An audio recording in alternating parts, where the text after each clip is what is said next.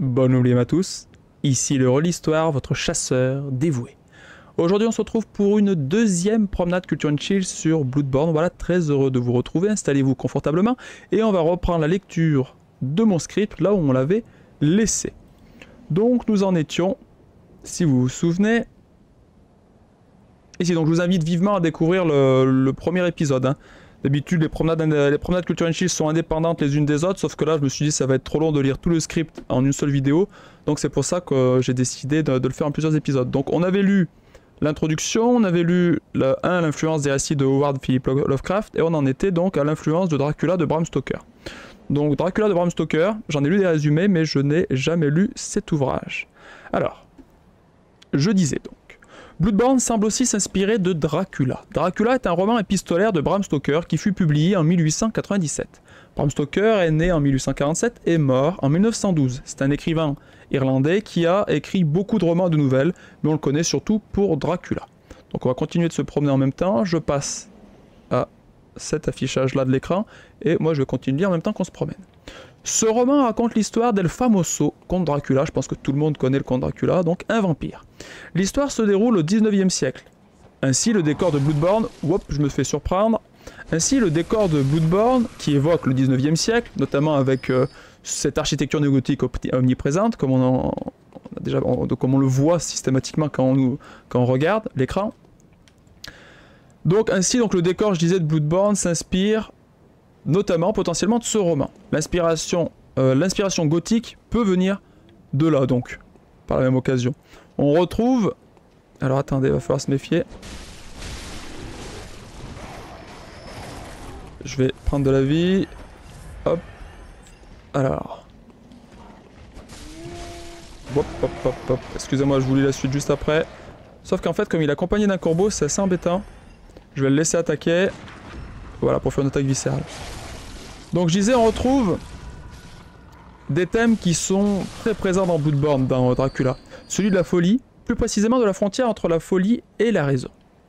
À la fin du 19e siècle, Sigmund Freud a publié ses premières études. La psychanalyse fascine cette époque. En s'inspirant d'un roman de la fin du 19e siècle, Bloodborne a récupéré cette fascination, semble-t-il. Le roman nous questionne beaucoup entre la bête et l'homme, ce qui définit l'un et l'autre. Et ça, on le retrouve aussi dans notre jeu. Autre élément, pour vivre, vous le savez, Dracula, en tant que vampire, doit boire du sang. Il doit... et il peut aussi transformer ses victimes en les mordant, d'ailleurs. Comme si que la contamination se faisait par le sang. Et justement, en anglais, Bloodborne, cela veut dire, si je ne fais pas d'erreur de traduction, ce qui se transmet par le sang, donc transmissible par le sang. Ce qui donne du sens à cette inspiration. Dracula contamine et boit du sang. Dans Bloodborne, notre personnage peut se renforcer, utilise les échos de sang. Donc d'une certaine manière, cela fait penser aux vampires qui utilisent le sang pour se nourrir. Comme vous le savez, notre personnage est aussi victime d'une maladie liée au sang. Donc je voulais juste vous montrer... Hop. Voilà, Bram Stoker, en passant. Voilà donc qui est Bram Stoker, c'est ce personnage là. Et donc son ouvrage, Dracula, Bram Stoker. Oh, je l'ai jamais lu, il faudrait que je le lise à l'occasion, ça doit être un ouvrage très intéressant. Donc roman épistolaire, je ne l'ai pas expliqué tout à l'heure, mais un roman épistolaire en fait, c'est un genre littéraire dans lequel le récit se compose de la correspondance fictive, ou non d'ailleurs, d'un ou plusieurs personnages. Par exemple, les lettres persanes de Montesquieu, c'est aussi un roman épistolaire. Voilà, si vous voulez un autre exemple. Ok, continuons donc.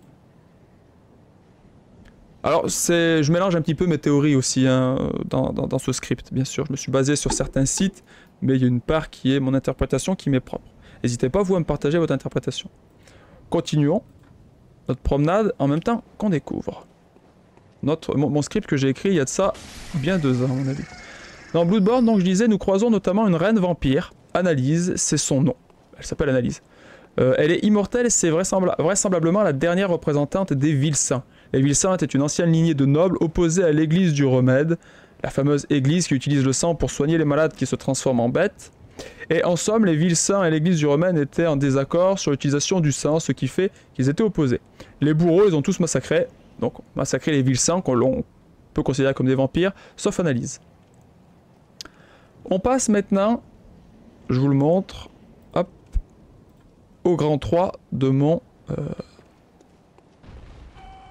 Hop, hop, hop, hop, hop, je viens de déclencher un combat de boss. Oh l'angoisse, excusez-moi, je vais continuer de lire. Je disais on en était à la partie 3. Mince, je me souvenais plus qu'il y avait le boss ici. J'étais pas prêt. Je me souviens même plus comment on joue. Oh, c'est l'angoisse. Allez, allez, allez, allez.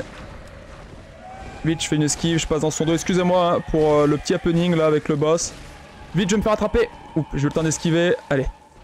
J'ai plus d'endu, faut que je recule. Oh là là, l'angoisse. Bon bah tant pis hein. Je reparle de mon script juste après. Allez, on tape. Raté. Je vais le mettre en grand, peut-être que ça pourrait être utile, je sais pas, on va voir. Non, j'ai pas l'impression de faire beaucoup de dégâts malheureusement en plus de ça. Je vais reculer un peu, je vais remettre un peu de vie. On y retourne. Esquive. J'y vais, je tape.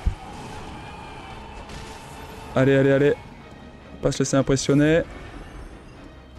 Je viens derrière lui. Là. Et je tape dans son dos. Là, super. J'en profite. Mince, j'ai utilisé une fiole de sang sans trop le faire exprès. Allez, il est pas content. On tape, on tape, on tape. Hop, on esquive en avant. Et... Alors, le monstre d'ailleurs qu'on est en train de combattre évoque grandement les loups-garous. Les loups-garous, donc, ce sont ces hommes qui peuvent se transformer en loups. Et contrairement à ce que l'on croit, des fois on croit qu'en fait ils se transforment en loup tout court, mais non, le loup-garou il conserve un aspect un petit peu humanoïde. Vous voyez, il est sur deux pattes là, et donc je pense qu'on est vraiment dans la représentation du loup-garou. Loup-garou, c'est une très vieille croyance en fait. Déjà dans certains textes de l'Antiquité, on voit certaines croyances en des loups-garous. Hop là! Allez, on tape. J'entends me faire rouler dessus. Vite, prendre la vie. Aïe, aïe, aïe, aïe, aïe. Vite, je prends de la vie. Aïe, aïe, aïe. Là, je m'y prends très mal. Je risque de me faire avoir. Dommage. Qu'est-ce que j'ai là? Est-ce que c'est des fioles de sang? Ce serait pratique. Non, c'est des balles. Allez, j'y vais. On tape, on tape. Vite, faut que je me relève. Je vais me faire avoir. Dommage, bon bah écoutez, si je perds, hein, c'est pas grave de toute manière. Hein. On n'était pas venu pour combattre un boss à la base. Allez. Vite, vite, on tape pendant qu'on le peut. Allez. On bourrine. Je vais reculer avant qu'il m'attaque. Allez, on n'est pas loin. J'y vais, j'avance. Hop, je prends une fiole de sang. Je tape, je tape. Allez, on y est presque, on y est presque. Super, on y est presque. Allez, un dernier coup. Et voilà, le monstre clérical. C'est finito pipo, mon gars. Qu'est-ce que tu croyais? Je tiens à signaler que dans le Let's Play Culture & Shield que j'ai fait, je bats l'orphelin Kos, je bats obviously Gehrman, il est pas si compliqué que ça, Gehrman en vérité. Je bats Laurence, le premier vicaire, je bats Ludwig. C'est pas le monstre clérical qui allait nous faire peur, hein.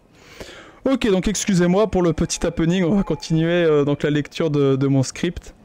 Donc je disais, 3. L'influence du folklore européen. D'autres références culturelles évidentes dans Bloodborne sont à voir du côté des folklores européens et notamment d'Europe de l'Est. Avec l'influence de Dracula, il y a la figure du vampire qui est évidente. Mais à travers notre partie de chasse, nous croisons aussi la route des loups-garous et des sorcières.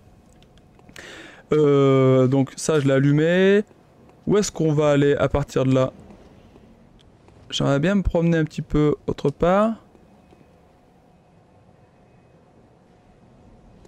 Parce que j'aimerais bien vous... Si on peut aller avancer un petit peu, on peut peut-être éventuellement parler de la sorcière de Hemwick. Je vais parler de la sorcière de Hemwick en attendant. Allez voir la sorcière de Hemwick, je veux dire. La sorcière de Hemwick est clairement inspirée de l'image de la sorcière malfaisante que l'on croise dans les contes des frères Grimm, par exemple, comme dans celui de Dame Trude. Dame Trude la sorcière. C'est un conte qui est vraiment terrifiant, je trouve, Dame Trude. On peut aussi penser à Baba Yaga, une sorcière qui est très présente dans les contes russes. La sorcière de Hemwick a une apparence de vieille femme hideuse, ce qui correspond plutôt bien avec l'image négative de la sorcière, que l'on se fait donc de la sorcière. Donc, est-ce que je peux pendant qu'on y est, hein, si je peux monter d'un niveau, ça éviterait de perdre nos échos de sang. Alors oui, c'est qu'une promenade Culture & Chill, c'est pas un let's play, mais autant en profiter. Je vais monter... eh bien, ma compétence. Non. Je sais pas. Je vais monter ma teinte sanglante, mon endu. Allez, je vais monter ma teinte sanglante. Je sais pas trop quoi faire. Je vais faire ça, c'est juste pour pas perdre tout ce que j'ai. Voilà, super. On s'en va, on retourne dans Yharnam. Et on va repartir du Grand Pont. Ça fait tellement longtemps que j'ai pas joué, je me souviens vraiment plus trop. Grand Pont. On va retourner, on va repartir du Grand Pont. Et puis on va se promener à partir de là, on va voir. Alors. Mais ce ne sont pas là les références que je vais développer. Donc je vais pas, visiblement, là dans le script que j'ai écrit, j'avais pas décidé de développer davantage ces éléments. Je vais plutôt vous parler de la nuit. La nuit du chasseur dans Bloodborne s'inspire probablement de la nuit de Walpurgis. Dans Bloodborne, plus on avance et plus la nuit tombe. Lorsque nous battons Rome, la lune de sang apparaît. Cette lune rouge indique que la frontière entre, disons, la réalité et les rêves cauchemars est faible. Les deux se touchent et s'influencent. Ainsi, les grands anciens peuvent se manifester plus facilement. Dans le folklore européen, et plus précisément dans l'ancienne Germanie, il y avait une croyance selon laquelle entre le 30 avril et le 1er mai, les divinités païennes du printemps se diffusaient dans la nature et mettaient fin à l'hiver et inauguraient le printemps. Alors, je vais essayer de ne pas combattre tout ce qu'on a tué tout à l'heure. Hop, et je vais directement passer... Où est-ce que... Ben, je sais... Hop. Petite esquive. Je vais continuer, hein, la lecture, vous en faites pas. Je vais passer en format comme ça vous verrez davantage. Là, faut pas que je me fasse surprendre parce que dans la maison, il y a des méchants. Enfin, des méchants. Voilà, je vais ouvrir la raccourci pour passer par là, très bien. Et on va continuer notre petite aventure, on va passer par là-bas. Allez, écoutez, je me souviens plus trop où il faut aller. Aïe! Waouh, waouh, waouh, waouh, waouh, j'ai voulu faire une attaque viscérale, je me suis raté, j'ai mangé un coup de caillou dans les dents. Je vais fuir du coup, tout simplement. Ah oui, mais ça c'est fermé de ce côté-là. Eh oui, je me souvenais pas. Alors du coup, je disais... Dans le folklore européen, donc ce que je vous dis... Oups. Mince. Je m'attendais pas à ce qu'il vienne jusque là, lui. Attaque. Là. Cette nuit qui était célébrée en fait, étant une tradition païenne, eh bien, l'église chrétienne a voulu la discréditer, cette fête. Ainsi, elle transforma cette nuit en un moment où des forces néfastes agissaient. Les dieux païens furent transformés en diables et en sorcières. Et la nuit de Walpurgis fut alors peu à peu perçue comme un moment dangereux, magique et même mystique. Notamment au 19e siècle, cette nuit de Walpurgis fut utilisée par différents auteurs, dont nos chers Bram Stoker et Lovecraft. Il n'y a pas de hasard, semble-t-il, hein. Le jeu est inspiré par le 19e siècle. Le jeu s'inspire d'œuvres qui ont été créées au 19e siècle. Bram Stoker, Lovecraft. On a tout qui est imprégné du 19e siècle. La fascination pour la folie, la fascination pour la psychologie, la fascination pour tout un tas d'éléments, donc la théosophie dont on a parlé aussi. Donc pas de surprise pour ça. Hop. Ah oui, on va pouvoir ouvrir un raccourci ici, j'avais oublié. Donc, Bram Stoker dans l'invité de Dracula, Bram Stoker dans l'invité de Dracula, 1914, met en scène la nuit de Walpurgis. Une nuit qui est présentée comme dangereuse. Lovecraft, dans La Maison de la Sorcière, écrit en 1932, réutilise lui aussi cette nuit de Walpurgis, qui est une nuit de sabbat. Dans l'Abomination de Dunwich, là encore, il est question de cette nuit. Alors oui, je vous dis 19e siècle, mais en fait, on a aussi le début du 20e. Pour Bram Stoker et notre cher Bram Stoker et notre cher Lovecraft, c'est fin 19e, début 20e plus précisément. En fait, ce qu'on constate, c'est qu'au 19e siècle, notamment avec le mouvement romantique, nous voyons un intérêt renouvelé pour le Moyen-Âge, ou en tout cas pour le Moyen-Âge fantasmé. Les folklores, les passions, les contes, les sentiments, la psychologie humaine, etc. Bram Stoker et Lovecraft appartiennent à ce 19e siècle, leurs œuvres ayant servi de source d'inspiration, il est normal que Bloodborne évoque autant le 19e siècle. Alors, maintenant que cela est dit, on va passer à la partie 4, qui est très petite, je ne l'avais pas trop développée à l'époque. Je n'en dirai pas plus, hein. C'est sur l'influence religieuse. L'église du remède, effectivement, me fait irrémédiablement penser à la religion chrétienne. Il y a une sorte d'influence, on dirait que l'église du remède est calquée sur une sorte d'église chrétienne, mais qu'avec les... Surtout en mettant l'accent sur les travers, les dérives, puisque du coup, l'église du remède, c'est... On a l'impression... une église quand même qui est défaillante, de ce que je me souviens. Et donc du coup, d'une certaine manière, l'église du remède... Je dis pas que l'église chrétienne est défaillante, hein, c'est pas du tout ce que je veux dire. Je dis simplement qu'on dirait que l'église du remède met en évidence les dérives qu'il peut y avoir dans l'église chrétienne ou tout un tas d'autres religions en vérité. Et sur la manipulation de ceux qui croient, etc. Donc voilà. Donc je disais, l'utilisation du sang pour soigner les malades évoque beaucoup le sang du Christ qui a été versé pour acheter l'humanité de ses péchés. Ça, c'est un lien que j'avais fait que je trouve effectivement tout à fait intéressant. Dans l'architecture, la cathédrale de Yarnam ou bien la chapelle d'Oédon évoque cathédrale et chapelle chrétienne. Voilà. Donc quelques éléments que j'avais mis sur l'influence religieuse. Un lien, donc église du remède. Hop, église du remède et puis, comme je disais, église chrétienne. Mais ce n'est qu'un lien, évidemment, qui permet de développer une fiction. Hein. Je ne fais pas de parallèle. Ce n'est jamais un calque, enfin vous comprenez bien de toute façon. Je voudrais pas que ce soit mal interprété ce que je dis, évidemment. Je ne critique en aucun cas l'église chrétienne. Je fais juste un parallèle entre les deux, et je me dis que l'église du remède est une église chrétienne déformée. Voilà, c'est ça que je voulais dire. L'église du remède peut être perçue comme une sorte de déformation de l'église chrétienne, qu'avec des mauvais côtés, qu'avec des travers, qu'avec des mauvaises choses, qu'avec des mauvais éléments. Voilà, je crois que cette fois c'est plus clair. Donc maintenant, passons au 5. Décor et architecture. Roumanie, République tchèque, époque victorienne et Gotham. Donc en même temps que je vais le lire, on va pas trop traîner. Donc dans Bloodborne, je vais le repasser comme ça. Dans Bloodborne, même sans être un expert de l'architecture, d'ailleurs je suis loin d'en être un comme vous le savez, nous pouvons quand même affirmer que l'ambiance fait très 19e siècle. Si nous grattons un peu, on découvre que le décor qui évoque l'époque victorienne, et donc effectivement le 19e siècle, s'inspire notamment de la nouvelle Dracula. Donc on découvre que le décor qui évoque l'époque victorienne s'inspire notamment de la nouvelle Dracula, voilà c'est ça, qui est un roman de la fin du 19e, dont nous avons déjà parlé puisqu'elle influence l'ambiance générale du jeu également.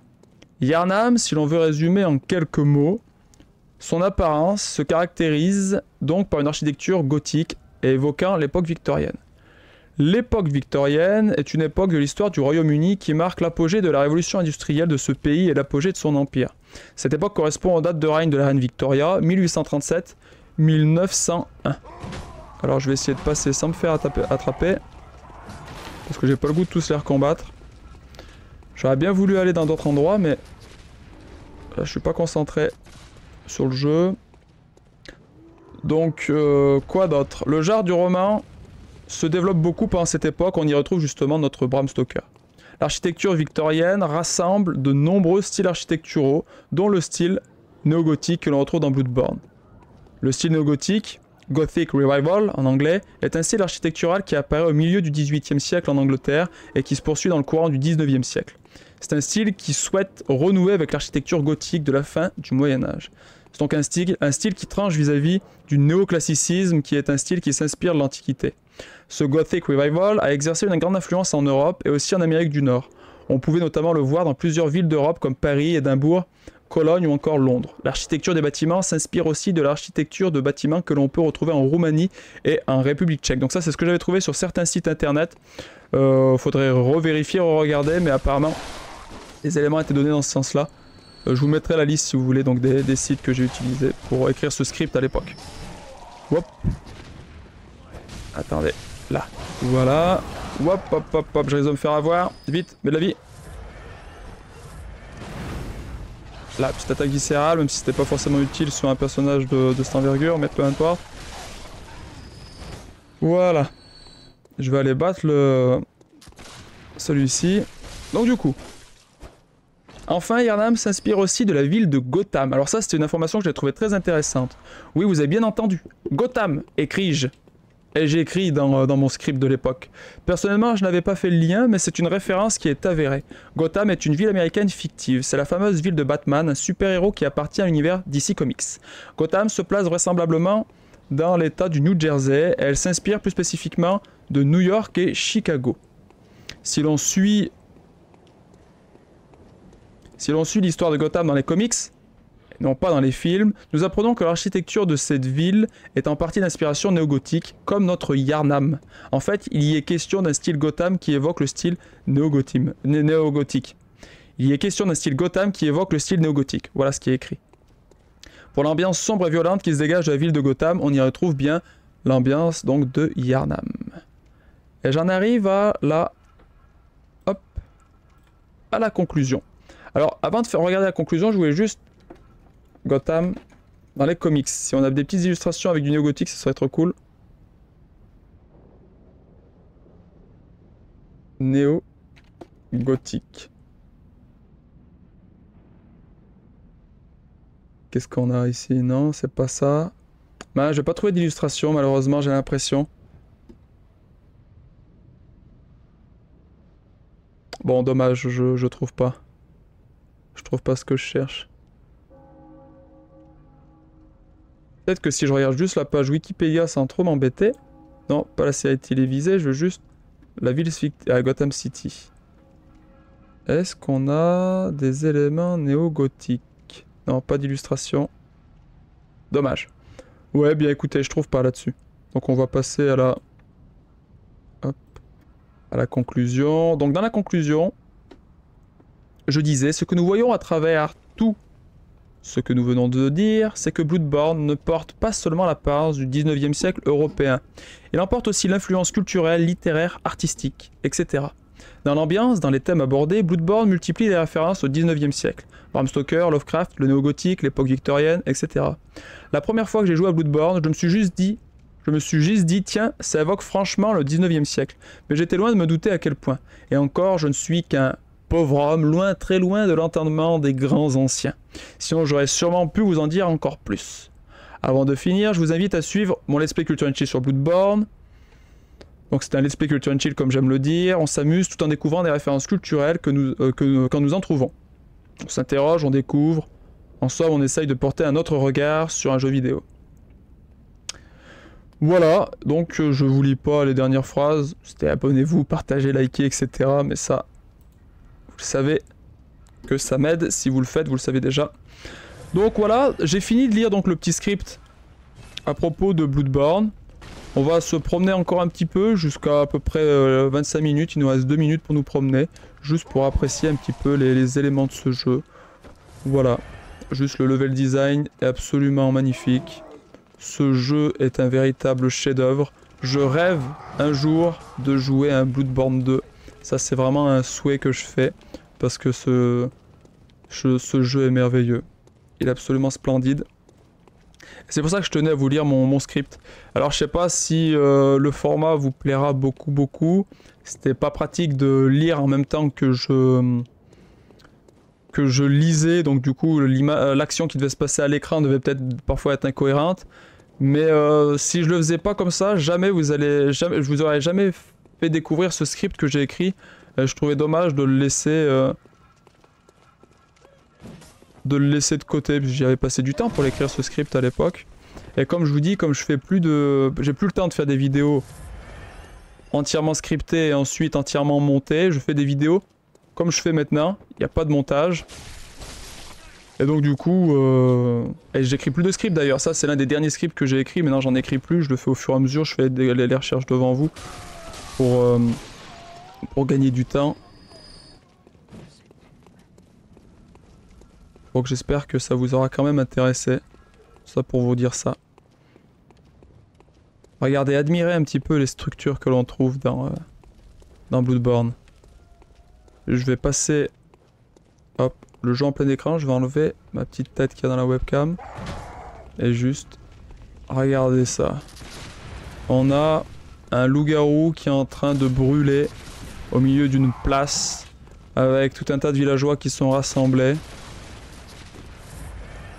On a des hommes qui tombent dans la folie. On a des bâtiments grandioses, magnifiques, c'est très fourni, très recherché, très travaillé.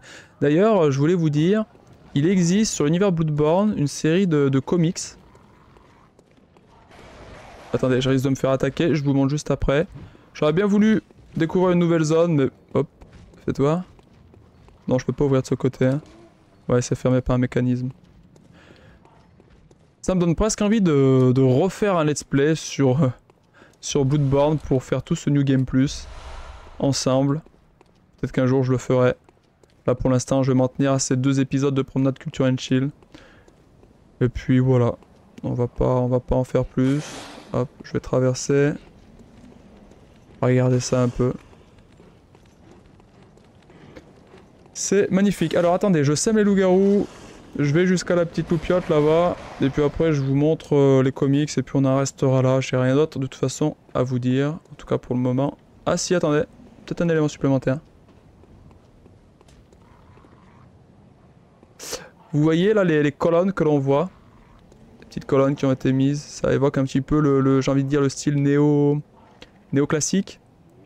Et ces colonnes comme elles se présentent avec, vous voyez, une base. Et puis des chapiteaux en volute. Ça évoque les colonnes de l'ordre ionique. Qui était donc l'ordre ionique, c'est un style architectural de l'Antiquité que l'on retrouve dans l'architecture néoclassique. Voilà, donc je vous montre rapidement. Hop. Qu'est-ce que je voulais vous montrer déjà? Ah oui. Bloodborne Comics. J'ai lu les 2 premiers. Et franchement, c'est vraiment pas mal, c'est vraiment sympa. Si vous êtes fan de l'univers Bloodborne, vraiment, si vous êtes fan de l'univers Bloodborne, si vous aimez sans plus, ou si vous connaissez pas vraiment, peut-être que ça va pas vraiment vous parler, ça va peut-être pas forcément vous intéresser, mais pour ceux qui apprécient, n'hésitez pas. Ça permet d'approfondir le lore de Bloodborne, d'apprendre des éléments supplémentaires, de se replonger dans cet univers qui est vraiment génial, moi je trouve. Donc voilà, je vous en dirai pas plus pour ces 2 promenades, voilà, je pense qu'on a fait le tour de tout ce que je voulais vous dire. Je me suis contenté hein, de relire mon script sans modification, évidemment, potentiellement, il aurait mérité d'être modifié, mais il aurait mérité qu'on ajoute pas mal d'éléments, j'en suis sûr, on aurait pu le compléter par tout un tas de choses, mais je pense que c'est déjà pas mal. Vous, n'hésitez pas à réagir en commentaire, complétez mon propos, ajoutez des éléments, faites vos recherches, partagez-les ensuite en commentaire. Voilà, je vous en dis pas plus. C'était un plaisir donc de faire ces 2 promenades Culture and Chill sur Bloodborne. Ça me fait plaisir de m'être replongé avec vous dans cet univers que j'apprécie tout particulièrement. Je vous dis à la prochaine fois. C'était le rôle d'histoire pour vous servir.